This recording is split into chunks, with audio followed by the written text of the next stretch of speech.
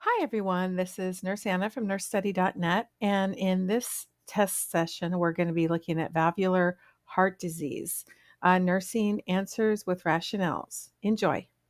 Before I forget, I do have free audiobooks via A6 Audible. All you need to do is look at the link in the description, and it's a free 30-day trial. You can get through the book within the 30 days. So please utilize this to get more questions for NCLEX NGN that you can listen to in your car or in the library. Question 1. A 76-year-old male with a history of hypertension and coronary artery disease presents to the emergency department with complaints of exertional dyspnea and angina. His echocardiogram reveals aortic stenosis with a valve area of 0.7 centimeters squared. Which of the following is the most appropriate initial intervention for this patient? A. Administer sublingual nitroglycerin. B. Start the patient on intravenous furosemide. C. Arrange for an urgent valve replacement. D. Administer beta blockers to decrease heart rate. Answer: C. Rationale: a valve area of less than 1 square centimeter indicates severe aortic stenosis, and valve replacement is typically the definitive treatment. Nitroglycerin A may worsen symptoms due to decreased preload. Furosemide B is not indicated as the initial intervention for severe valvular disease. Beta blockers D can reduce cardiac output and worsen symptoms in aortic stenosis patients. Question 2. A 60-year-old female presents with complaints of palpitations, dizziness, and a history of a midsystolic click on auscultation. Which of the following diagnostic findings is most consistent with mitral valve prolapse, MVP? A. Left ventricular hypertrophy. B. Posterior leaflet thickening on echocardiography. C. Aortic regurgitation on Doppler studies. D. Right atrial dilation. Answer: B. Rationale: mitral valve prolapse is characterized by thickening or redundancy of the posterior mitral valve leaflet. Left ventricular hypertrophy, A, and aortic regurgitation, C, are not typically associated with MVP. Right atrial dilation, D, is not a primary finding in MVP. Question 3. A patient with mitral stenosis is admitted with worsening dyspnea and orthopnea. On physical examination, a loud S1 and a mid-diastolic murmur are heard. Which of the following is the most important intervention for symptomatic relief? A. Administer calcium channel blockers. B. Start intravenous vasopressors. C. Perform percutaneous mitral balloon valvuloplasty. D. Start the patient on an angiotensin-converting enzyme (ACE) inhibitor. Answer: C. Rationale: for severe mitral stenosis, percutaneous mitral balloon valvuloplasty is often the treatment of choice to relieve obstruction and symptoms. Calcium channel blockers A are not first-line therapy, and ACE inhibitors D are not indicated for valve stenosis. Vasopressors B are inappropriate in this context. Question 4. A patient with a history of aortic regurgitation due to a bicuspid aortic valve presents with increasing fatigue and shortness of breath.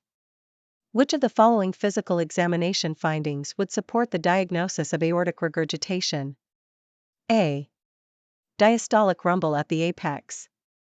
B. Loud S2 over the right sternal border. C. Waterhammer pulse. D. High-pitched midsystolic murmur. Answer: C. Rationale: a Waterhammer pulse or Corrigan pulse is a classic finding in aortic regurgitation due to the large stroke volume and rapid diastolic runoff. A diastolic rumble, A, is seen in mitral stenosis, and a loud S2, B, is not typical in aortic regurgitation. A high-pitched midsystolic murmur, D, is more consistent with aortic stenosis. Question 5. A 65-year-old female with mitral regurgitation is being evaluated for worsening dyspnea. The patient's echocardiogram shows a left ventricular ejection fraction, LVEF, of 40% and a regurgitant fraction of 55%. What is the most appropriate next step in management? A. Continue medical management with diuretics. B. Refer for mitral valve repair. C. Increase the dose of beta blockers. D. Perform cardiac resynchronization therapy. Answer: B. Rationale: severe mitral regurgitation with left ventricular dysfunction, LVEF less than 60%, warrants surgical intervention, typically valve repair. Continuing medical management, A, and increasing beta blockers, C, are insufficient for severe cases. Cardiac resynchronization therapy, D, is not the primary treatment for valvular dysfunction. Question 6. A 70-year-old male is being evaluated for heart failure symptoms. His echocardiogram shows severe aortic stenosis and moderate left ventricular hypertrophy.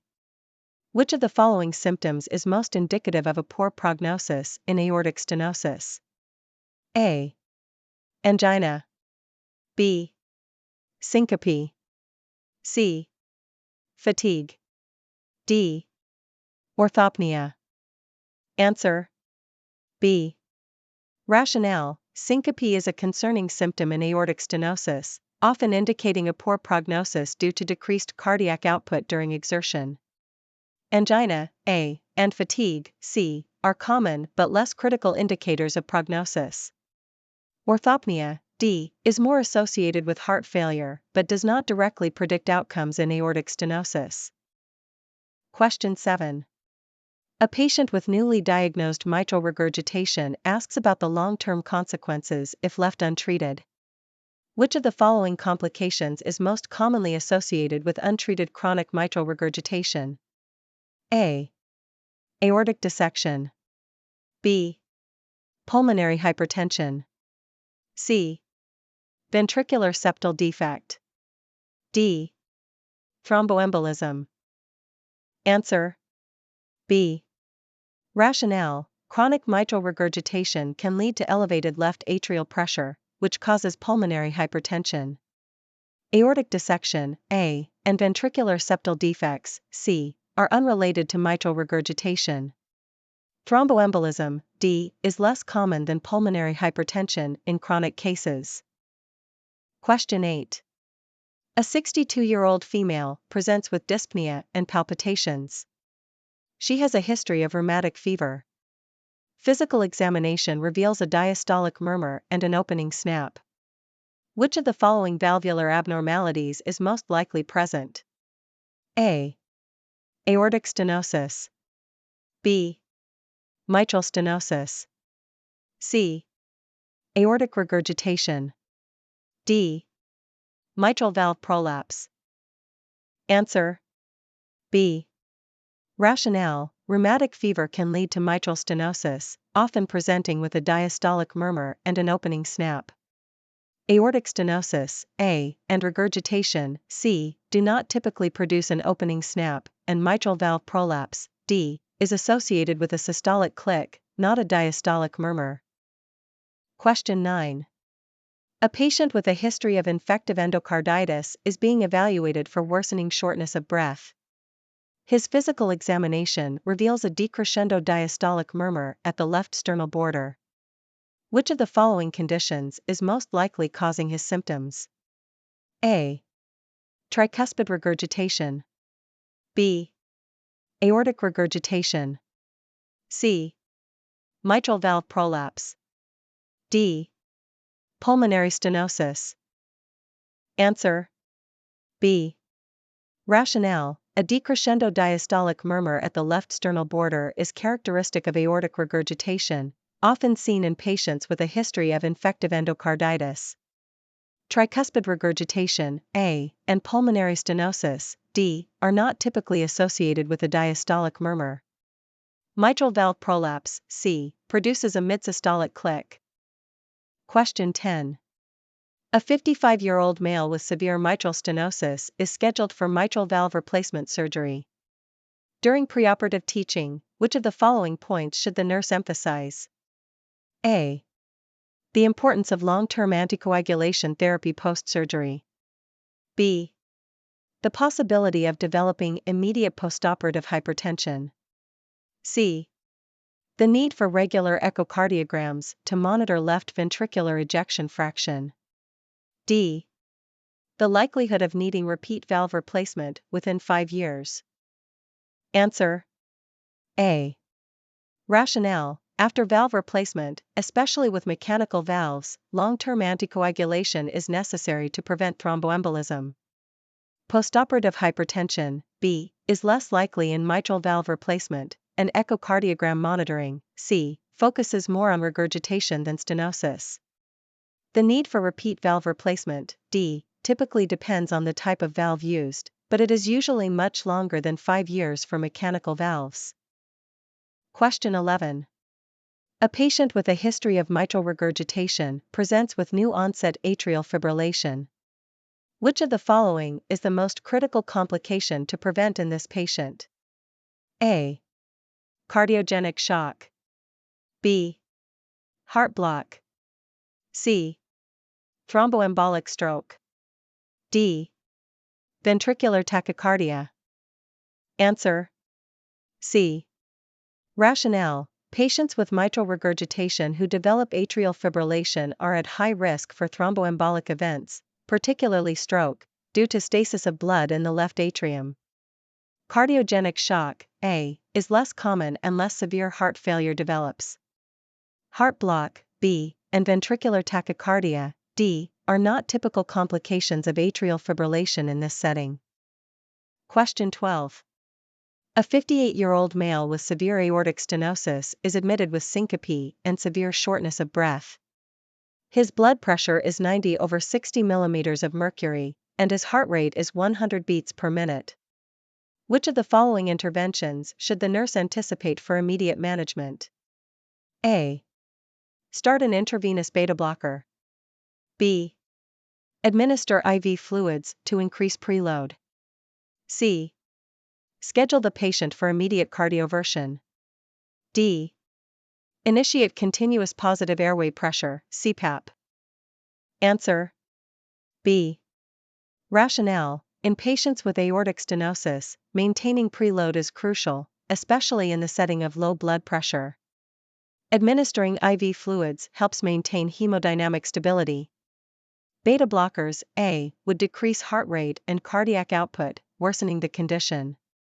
Cardioversion, C, is not indicated without arrhythmia, and CPAP, D, would not address the underlying issue of low preload. Question 13. A 72-year-old patient with a history of mitral stenosis presents with dyspnea and hemoptysis. On physical examination, there is a diastolic murmur with an opening snap. Which of the following is the most likely explanation for the hemoptysis? A. Pulmonary embolism. B. Rupture of bronchial veins. C. Left atrial enlargement causing increased pulmonary pressure. D. Development of a ventricular septal defect. Answer: C. Rationale: left atrial enlargement due to mitral stenosis increases pulmonary venous pressure, which can cause pulmonary hypertension and rupture of small pulmonary vessels, leading to hemoptysis. Pulmonary embolism, A, is less likely in this context, and bronchial vein rupture, B, is not a typical cause of hemoptysis in mitral stenosis. A ventricular septal defect, D, is unrelated to the pathophysiology of mitral stenosis. Question 14. A patient with severe aortic regurgitation is scheduled for aortic valve replacement. Which of the following preoperative findings would indicate the need for urgent surgery? A. Ejection fraction of 65%. B. A blood pressure of 130/80 mm of mercury. C. Symptoms of pulmonary edema. D. Mild left ventricular hypertrophy. Answer: C. Rationale: pulmonary edema in a patient with severe aortic regurgitation indicates acute heart failure and necessitates urgent surgical intervention. An ejection fraction of 65%, A, is normal, and a blood pressure of 130/80 mm of mercury, B, and mild left ventricular hypertrophy, D, do not require immediate surgery. Question 15. A patient with mitral valve prolapse, MVP, is concerned about the risk of developing infective endocarditis. What should the nurse include in the patient teaching? A. Prophylactic antibiotics are required before all dental procedures. B. Mitral valve prolapse rarely leads to infective endocarditis. C. Antibiotics are only necessary if mitral regurgitation is also present. D. Regular blood cultures should be drawn to monitor for infection. Answer: C. Rationale: antibiotic prophylaxis is recommended in patients with mitral valve prolapse and mitral regurgitation before dental procedures, as they are at higher risk for infective endocarditis. Patients without regurgitation do not need prophylaxis. Prophylactic antibiotics, A, are not always required, and regular blood cultures, D, are not indicated unless there is clinical suspicion of infection. Question 16. A patient with chronic aortic regurgitation is being managed conservatively. Which of the following clinical findings would indicate the need for surgical intervention? A. Stable ejection fraction of 60%. B. New onset of exertional dyspnea. C. Presence of a diastolic murmur. D. Mild aortic root dilation. Answer: B. Rationale: exertional dyspnea is a sign of left ventricular dysfunction and worsening heart failure, which would warrant surgical intervention for aortic regurgitation. A stable ejection fraction, A, and mild aortic root dilation, D, do not indicate immediate surgery. A diastolic murmur, C, is an expected finding and does not necessarily require surgical intervention. Question 17. A 45-year-old patient with a history of rheumatic fever presents with fatigue and palpitations. Echocardiography shows moderate mitral stenosis. Which of the following is the primary pathophysiological mechanism responsible for the patient's symptoms? A. Left atrial enlargement causing atrial fibrillation. B. Increased left ventricular afterload. C. Decreased pulmonary venous pressure. D. Increased coronary artery perfusion. Answer: A. Rationale: mitral stenosis causes increased pressure in the left atrium, leading to left atrial enlargement and a high risk of atrial fibrillation, which contributes to fatigue and palpitations. Increased afterload, B, is more relevant to aortic stenosis, and decreased pulmonary venous pressure, C, would not cause symptoms. Increased coronary artery perfusion, D, is unrelated. Question 18. A patient with severe aortic stenosis and heart failure presents to the emergency department with hypotension and syncope. Which of the following medications should be avoided in this patient? A. IV fluids. B. Furosemide. C. Nitroglycerin. D. Dobutamine. Answer: C. Rationale: nitroglycerin should be avoided in patients with severe aortic stenosis as it reduces preload, which can further reduce cardiac output and lead to worsening hypotension. IV fluids, A, can help increase preload, while furosemide, B, is used with caution to manage heart failure symptoms. Dobutamine, D, can improve cardiac output and may be beneficial. Question 19. A patient with a bicuspid aortic valve is being monitored for aortic stenosis. Which of the following findings on echocardiography would suggest a progression to severe aortic stenosis? A. Aortic valve area of 1.5 square centimeters. B. Peak velocity across the valve of 2.5 meters per second. C. Left ventricular hypertrophy with an aortic valve area of 0.8 square centimeters. D. Ejection fraction of 70%. Answer: C. Rationale: aortic valve area less than 1 square centimeter with left ventricular hypertrophy is indicative of severe aortic stenosis. An aortic valve area of 1.5 square centimeters, A, is moderate stenosis. A peak velocity of 2.5 meters per second, B, is also consistent with moderate stenosis. Ejection fraction, D, is not a direct measure of the severity of stenosis. Question 20. A patient with mitral regurgitation due to ischemic heart disease is undergoing echocardiographic evaluation. Which of the following findings would suggest the need for surgical intervention? A. Left ventricular ejection fraction of 50%. B. Left ventricular end-systolic diameter of 45 mm. C. Mild mitral regurgitation with normal left atrial size. D. Severe mitral regurgitation with left atrial enlargement. Answer: D. Rationale: severe mitral regurgitation with left atrial enlargement suggests significant hemodynamic compromise, and surgery may be necessary. An ejection fraction of 50%, A, and a left ventricular end-systolic diameter of 45 mm, B, are within normal or mildly abnormal limits. Mild mitral regurgitation, C, typically does not require surgery. Question 21. A 68-year-old male presents with fatigue, exertional dyspnea, and orthopnea. He has a history of aortic stenosis and is scheduled for an echocardiogram. Which of the following findings would be the most concerning and warrant immediate intervention? A. Left atrial dilation with an ejection fraction of 60%. B. Aortic valve area of 1.2 square centimeters with a peak velocity of 2.8 meters per second. C.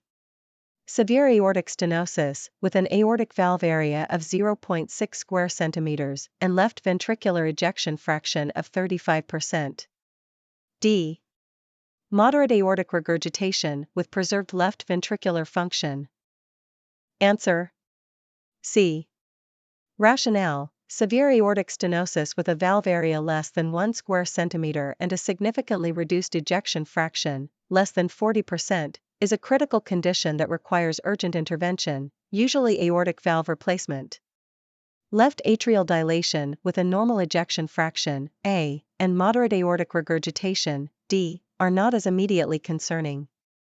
An aortic valve area of 1.2 square centimeters, B, indicates moderate stenosis. Question 22.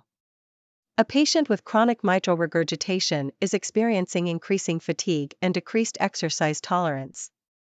His echocardiogram shows a left ventricular end diastolic diameter, LVDD, of 70 mm and an ejection fraction of 40%. Which of the following is the best treatment option? A. Continue monitoring with serial echocardiograms. B. Start the patient on beta blockers and ACE inhibitors. C. Refer for mitral valve repair or replacement. D. Perform percutaneous balloon valvuloplasty. Answer: C.